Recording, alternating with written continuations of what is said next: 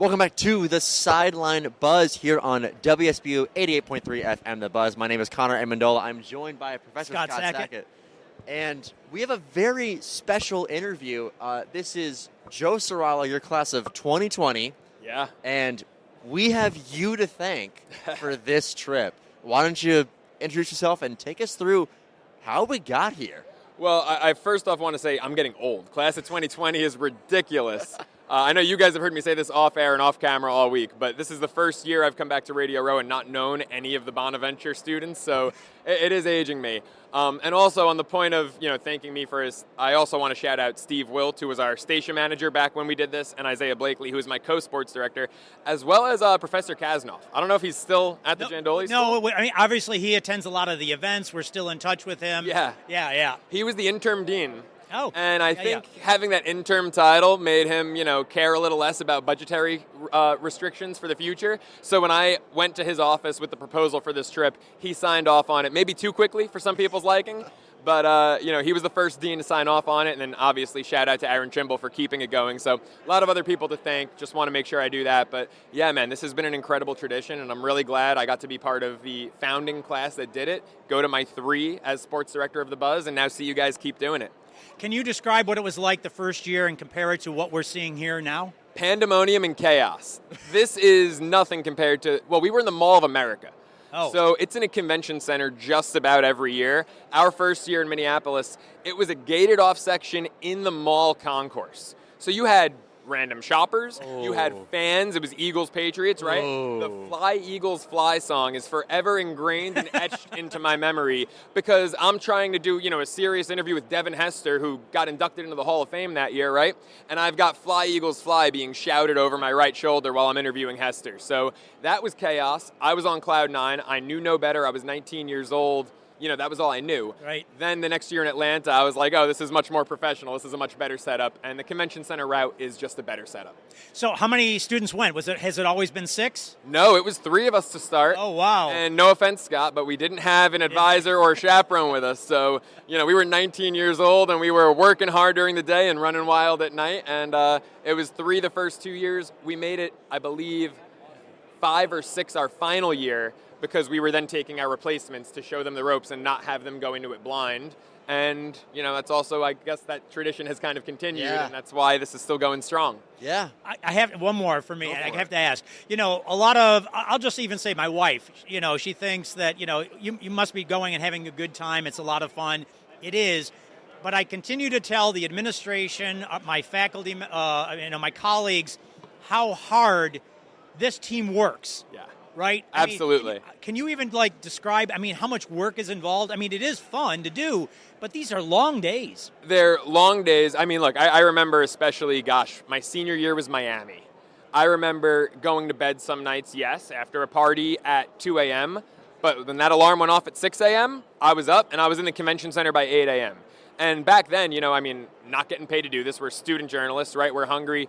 I was the one who was tasked with the job of hawking down the publicists. And, does Justin Tuck have 5 minutes? Does so-and-so have, I was telling you yesterday, we were at WSBU, it's probably in the archives, before he got very involved with politics. We had Dr. Oz on the show, we had Justin Tuck on the show. We had Lil Nas X on the show. We got his rookie year, Patrick Mahomes, to record a bumper that's still used for WSBU. That makes a frequent appearance on my show. Yeah, the day Alex Smith was traded and Patrick Mahomes was declared the starter, we were there with Patrick Mahomes. So we were working our tails off just like you guys still are, and it is so fun to watch. We've been doing this trip now. This is our 8th time coming to Radio Row. How does it feel to kind of have this legacy that's really been strong and is going to continue at Bonaventure? It puts the biggest smile on my face to see our little school, right? It's what everyone calls it, our little Bonaventure. How many undergrads are there now? It was 1,800 when I was a student. We've crossed 2,000, right? I think we've crossed 2,000 undergrads. Yeah. Undergrads? Aren't we pushing 3? I think we're pushing 3 I think grand. We're pushing 3, right? So when I was there, we were the second smallest D1 school. Only Davidson, another A10 school, was smaller. To see Bonaventure here, with schools like Syracuse that have more money than God, and Ithaca that charges probably by now. I looked at Ithaca when I was in high school; it was $65. Now it's probably north of $80K a year. to see Bonaventure here competing with all of them, as we should be. And that was my argument, by the way, when I was a sophomore and I wanted to get this going. We say we've got great journalists, and we do, and we've got the alum to prove it. I mean, how many alum have you guys run into here this week, right? Quite a few. So many. Yeah. It speaks for itself. So why the heck aren't we on the same stage as Ithaca and Syracuse? And the school really took that seriously, and that makes me so happy and so proud to see you guys here still doing your thing. And I just love that this legacy hasn't died. I really, Isaiah, Steve, and I, the original guys who did it, we spoke during the pandemic. We thought the trip was going to die. Between our graduation and the pandemic, we thought it was done, and we were so wrong, and I'm so happy about that. Let's shift now to the game. Yeah. We are 2 days away from Super Bowl Sunday. Yeah. Number one, who you got? And then I want to know, number two, why? What's going to be that difference maker? Is it going to be this Patriots defense stopping Seattle's offense with Kenneth Walker? Is it going to be the dominant Seattle offense just kind of having their way and making Drake May play catch-up? What's it going to be for you? Yeah, so I'll preface this by saying you guys know I work in the betting space now professionally, right? The Super Bowl is my Super Bowl, right? No hyperbole there. It is what I look the most forward to because I am really good at betting the Super Bowl. Since our first trip to Minneapolis, Eagles-Patriots, there have been 8 Super Bowls. I'm 6-2 against the spread, picking the winner. And I put my future Bonaventure students' tuition on the Seattle Seahawks -4.5. Look, here's the deal with Seattle, right? It's the popular pick. It's a consensus. Anyone can walk around and say they're going to win. Here's why they're going to cover. Because their defense, which is a top-rated unit in the league, is bottom 6 in blitz percentage, yet top 6 in pressure rate. So Drake May is going to be panicking with just 4 guys rushing him the entire game. We've seen that left side of the Pats O-line struggle immensely since about week 13, week 14. Will Campbell's had his welcome to the big leagues moment, and I think Will Campbell's going to be a stud. He's going to have a great career, already is a stud. But this Seattle defense is ferocious. It's different. If they're going to be pressuring May with 4 guys rushing and 7 in coverage, good luck. The reason I laid 4.5 points is because I firmly believe they're going to be up at least 14 at some point in the fourth quarter. So they will win, even if there's a backdoor situation, by at least a full touchdown. Do you think it'll be a good game to watch?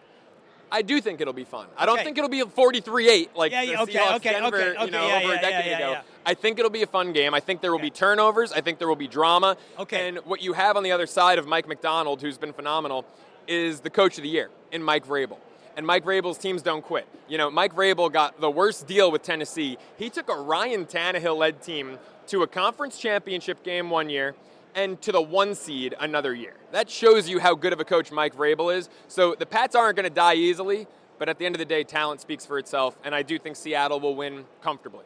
Okay. I do want to talk about, I think maybe the biggest storyline of this whole thing is Sam Darnold. Yeah. The journeyman of journeymen who is now in a position. He is beating Josh Allen to a Super Bowl. Yeah. How do you feel about that? I love it. I love a comeback story. I moved to LA 4 years ago for a job in sports media that after 10 months, the company went downhill. Almost everyone got laid off. And next thing I know, I'm in Santa Monica, waiting tables and bartending 6 days a week, right? And now I'm back on national TV. I love a comeback story. Sam Darnold is that. I mean, this is a guy, Carolina, couldn't cut it with the Panthers. Goes to San Francisco, leaves his ego at the door to be a backup under one of the best quarterback whisperers that you can ask for. Kevin O'Connell gets a lot of credit. I think a lot of it's frankly undeserved. Kyle Shanahan is the quarterback whisperer. You take Jimmy G to a Super Bowl, you win games with Mac Jones, you're the quarterback guru. Darnold, the best thing that could have ever happened for him was not Minnesota last year. It was being a backup in San Francisco 2 years ago, and it's going to culminate in a Lombardi trophy, and I am so elated for Sam Darnold. One thing I know we kind of talked about, but I never had a chance to ask you about, and I want to do it here. Okay. You were on The Bachelorette. Yes, I was cast for The Bachelorette. Yes, I believe the season comes out in a month and a half or so. I was cast for the upcoming season with Taylor Frankie Paul. It was an interesting process, I will say. Soup to nuts, the whole thing was intense. Whether it was, having to drive to Burbank to get my STI testing done or go to get fingerprinted at an FBI office in Los Angeles. It was a very intense process. I was in the hotel 48 hours out from filming. I knew I was the youngest guy cast for the season at 27. She's 31 with 3 kids. Got a knock on the door from the EP. tells me, unfortunately, we're sending some of the young guys home. We're going with older cast members. She has 3 kids. I get it. I'm not trying to be, a stepfather just yet, I suppose. It all worked out in the end. But I will say it was an interesting experience. Mm-hmm. There might be future seasons in the works. We'll see what happens. But the craziest part of it all, they confiscate your phone when you're in the hotel the week before filming. No kidding. Oh, wow. I forgot that I can't go number 2 without a cell phone. Yeah. It was so weird sitting on the bowl without my cell phone. That was the craziest part of it all. That's crazy. How does that reality space compare to something like a sports media industry? They're all a dumpster fire. That's the FCC way of saying that, right? What I wanted to say. It's all a mess. It's all hectic. You have to think on the fly a lot, and even on your worst day, you have to put on a smile and keep going strong. That's awesome to hear. Is there anything you want to share with the Bonnies back home? Anyone watching this? To the Bonnies, I'm going to say I'm proud of you guys. Keep representing our small school.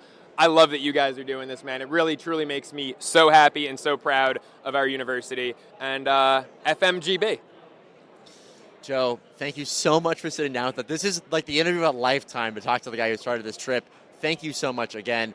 Thank you all for joining us here on the Sideline Buzz, and keep tuning in to WSBU 88.3 FM, The Buzz.